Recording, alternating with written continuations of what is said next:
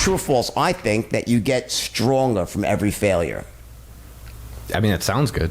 Do you think so? I think if you choose to. I think some people put their heads in the sand and accept the failure as part of like the bad luck they have. I think of myself as a lucky person, but it's not that luck is always happening to me. I think a lot of times what I've thought about is you don't see what happens in the kitchen. You see that Noah's a millionaire and Jordan has this thing. It's like you're not seeing all the things that didn't work out. The difference is we just keep going, and I don't think that's exclusive. I think that's more of a practice. Overnight success is the 3 years of hard work. I call it the 10-year rule. So what I believe is to make $1 million, it takes 10 years. Which is not sexy. But I think the thing that I've thought about that is if you want to make $1 million or whatever amount of money you want or success in music or photography, 10 years is what it took me. And so you start today, and 10 years is what I've noticed a lot of other people. You have to start today, which is important. You have to find something that you want to work on for 10 years. And then 3, you also have to realize it does take time.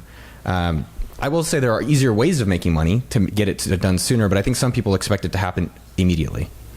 Well, I think, it depends. It's very industry dependent. It also depends where you live in the world. We live in, I've been around the world. I've been to every country pretty much, really. Almost every country. At least 60 of them at this point. And, $1 million in some countries is an awful lot of more money than they'll probably make to live a great life. So it's really not, I wouldn't say, I don't like using a dollar figure because it's like I'm telling you, I've been around, and in one country that if you're making $50,000 a year, you're on top of the food chain. In a lot of countries out there doing really, really well and providing for your family. I think it's what it's about. To me, I believe that there's 2 ways to get rich in this world. Besides Lucky Sperm Club and hitting the lottery, right?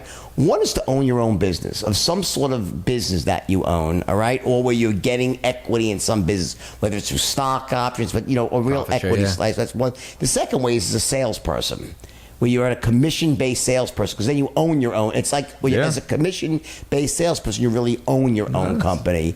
And then, listen, of course, I'm not saying you can't get rich by investing in real estate slowly, but that's owning your own business. If you're building up a real estate portfolio, you're in the real estate business. So I don't think people get rich from a salary, so to speak. I think that's really a bankrupt way of, I'm not saying it's a bankrupt lifestyle, but a way of trying to get rich.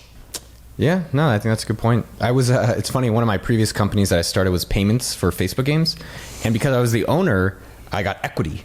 But our sales guy got commission. And the sales guy made more money than me.